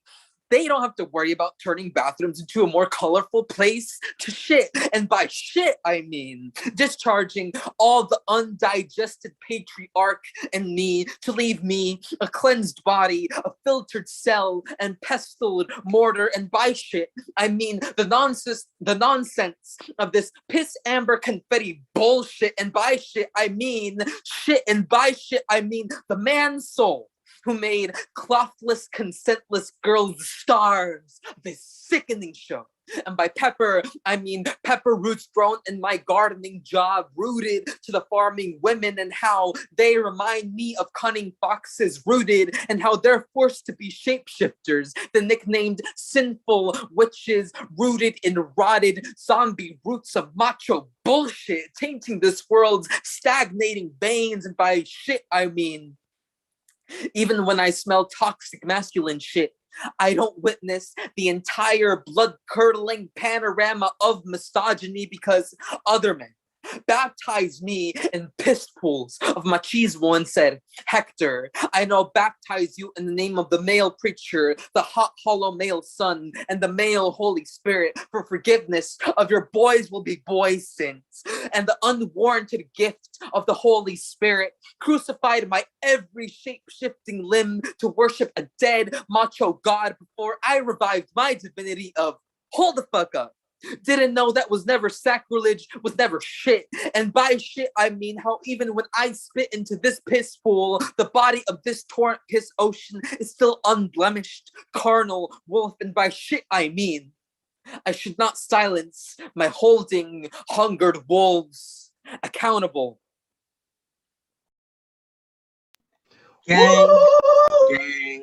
Gang, give it up for Dog Days Are Over. Woo, yes. Woo. And for reference, Alex the Great got a 29.4. Fuck the scores. Give it up for the poetry, never the points. The poetry, never the points. Speaking of like poetry, like y'all, I'm really excited. So like if you're a Bay Area like native or like you've been in the Bay for a long time, you probably know of a local newspaper called the East Bay Express. They're super dope. They're really like, how do I say it? Like they're a grassroots news group. Like they tell it like it is. They tell it for the people, tell it for the people, by the people. And they're probably one of the most prominent independent newspapers in the Bay Area. And they did a story on Oakland Slam and Rich Oak events. We put the link in the chat if you'd like to read more about what we do and who we are. But yeah, you should like definitely like read that article, because like it wasn't. Also, shout out to Michael who did the article, like a long time supporter of Rich Oak and a Berkeley Slam regular. Like, we know that dude. Like, we've seen him in person at shows. We've talked in person at shows before the pandemic. Like, that's how long he's been rocking with us. And it feels weird saying that until you realize that was like 2 damn near 3 years ago. So yay. So definitely connect with that article. We stand the East Bay Express, we stand local newspapers, local presses, and especially, you know, when they also stand us. So yeah, shout out to the East Bay Express with that really lovely and real ass article. So yeah, lit. On deck we have finding out who won and going to bed. But which I'm already like halfway there, so please forgive me. I've been at work, like, I mean, which is no different than any other day, because like, you know, I'm employed, but like sometimes, you know. So on deck we have going to bed and finding out who won, but give maximum love to our last poet of the night. Give it up for Chef. Let's go, Chef. Mic check. We hear you. Hear you. We hear you. All right, I feel like we friends now, so I'm gonna let y'all in on this. Okay. And we got like a little bit over a month to pull it off. Y'all with me? We finna rob Santa Claus. He gonna pay what he owe. Sick of that motherfucker always skipping my house every year like we don't pay tithes. Like we don't bake cookies. A bearded white man watching everything and coming back to bless you for being nice never made sense in my neighborhood anyway, but we learn to say our prayers regardless. Because we wanted things. I wanted my mother off the naughty list. Want to know why she got to work every Eve, Xmas, and Boxing Day fighting to feed this family. Want to know how much fruitcake she got to make for her Jesus. Stop skipping his birthday party. I wanted a bike when mine was stolen. My boys found out who got it. Figured we ride on him and let Jingle Bell rock till we found out his mama smoked it. So his bike turned her body into the chimney they never had. Now he just praying to get her off the cycle. I started playing ball in high school. My parents got me 1 4 straight years. I don't know if they thought this was the only way I'd make it out of here or just work too many hours to know anything else about me. For college, I moved out the South to a city where it always snows, hoping that it'd get me close to the privilege of a white Christmas.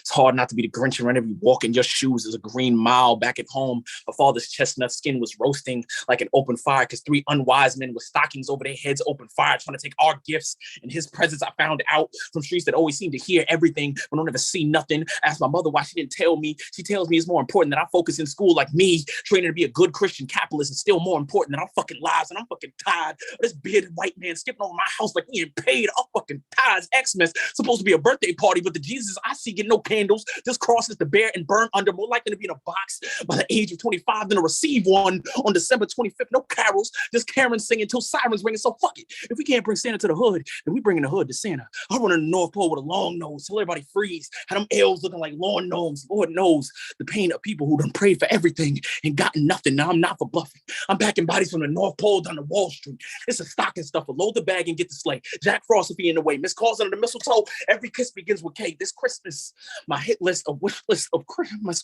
my wish list, a hit list of rich men who sleigh ride over the moon just to skip the apocalypse. And every politician who ever promised a pot to piss, and I ain't taking naughty list names, I'm taking hostages. They'll kringle. The time for us to mingle, that was past tense. Give a fuck about your presence. I done got used to your absence. You made me feel like a bad kid since I was 6 years old. Now I dropped in your off season because I came for the cold. The pressure make diamonds. My surroundings got the stress to make a chain here. Give out shine instead of shackles like most of the chains that they wear. And if we don't get to see sunshine, we're gonna have to hold the reindeer. And if we don't get to see sunshine, then we just gonna have to hold the reindeer. I mean, Wouldn't you come for everything? If you came from nothing? Gang, gang, Let's fucking gang. Give it up go. for Chev. Woo!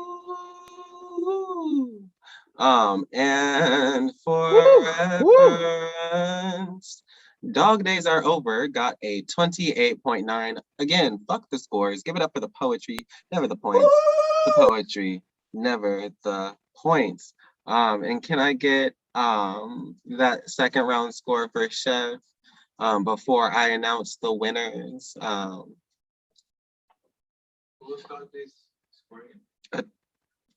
Okay. A 28.9 for Dog Days Are Over. And Chev got a 30. Gang, gang, give it up for the poetry, never the point. So while we are tabulating the scores, let me tell you about the other shows that are happening in Rich Oak. First up, we have the Alchemy Open Mic every first and third Saturday on Instagram Live at Rich Oak Alchemy. I do believe we're going to be having two hosts for this next show, if I'm not mistaken. Is that right, Nicole? Yes, that is right. Two hosts, like 2 Chainz, but like with hosts. Except I guess if you go to Oakland, like he's no chains because he got his chain snatched. Like, I wonder if that's why rappers don't come to Oakland like that no more. Too much shit be happening. We too on go. That's okay though. But also, speaking of Oakland, we have the Oakland Poetry Slam every third Tuesday. This is our in-person show at Luca's Tap Room. We just had our last show yesterday featuring Darius Simpson. Our next show is going to be December 21st, which is the day after my birthday. So me and my twin will be joint hosting, just like the olden days. And our feature for the night is going to be the Oakland legend, Joyce Lee. So super excited for that. If you are in the Bay Area, check us out. You can visit Instagram, Oakland at Oakland Slam, or Facebook, the Oakland Poetry Slam, for more information. But yeah, those are our next shows. And again, Berkeley Slam is not going to happen next Wednesday because we are all going to be preparing to eat way too much food, and I have scores. So I need like a baby drum roll, like a little pitter patter. More than a pitter patter, but like less than a rainstorm. Because in third place, winning, oh shit, I forgot. 20 whole American dollar. I had to think, damn, it's been a while since I posted a show. Winning 20 whole American dollars. Give it up for Alex the Great. Yeah. Gang, gang, gang, gang, gang. Is there anything you would like to say to the people, Alex? Hey, that's sometimes all it is, and that says a lot, you know. This is probably how I'm going to end the night. I'm just letting you know right now. I'm probably not even gonna say anything. I'm just gonna be like, and then live stream cuss out. Lit. Thank you so much, Alex. And Alex's score was a 58.9. Jesus. Right. No, these scores, to quote Alex from last week, these scores were high as eagle pussy. And there goes the live stream. But in second place, let's get a medium drum roll. In second place with a 59.5. Give it up for Mr. Fun. Poet. Is there anything you'd like to say to the people?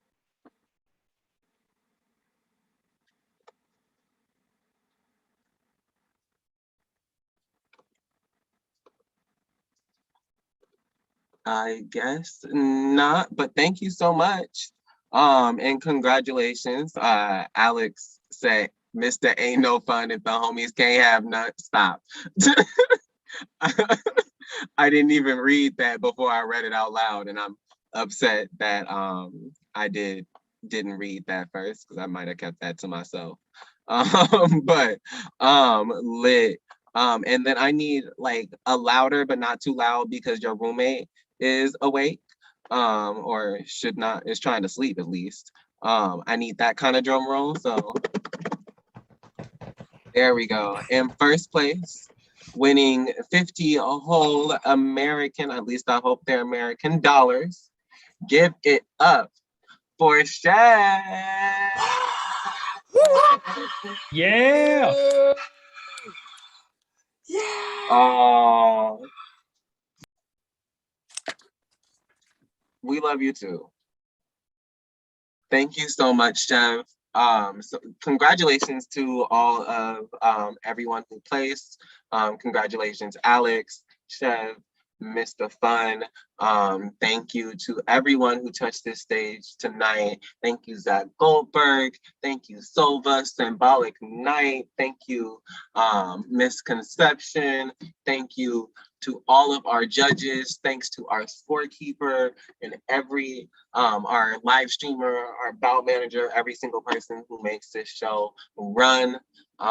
It has been great to be here with y'all. We will see y'all either at the Alchemy Open Mic on Saturday or in December for Sagittarius season. We are so excited to finally be in the one season that really matters. So we will see. Of course, the Leo has something to say. And it's just something to say, nothing to do, but something to say. Aries is the first sign in the zodiac. Let the record reflect. First the worst, second the best. No, let's not even put that on Taurus like that. Let's not even put that on. No, I'm a Taurus moon. I can be down with stubbornness and tacos, but the point of the right, Taurus sun, you're a Taurus sun, I'm a Taurus moon. I'm sure somebody has Taurus in their chart. None of this actually matters because we're just on a rock revolving around a burning pile of gas. Ooh, someone said they're on the cusp, the 21st. I understand cusps, but we will talk more about the zodiac later because we are all going to go to bed, and we will see y'all not next week, but next month for our next show. Bye.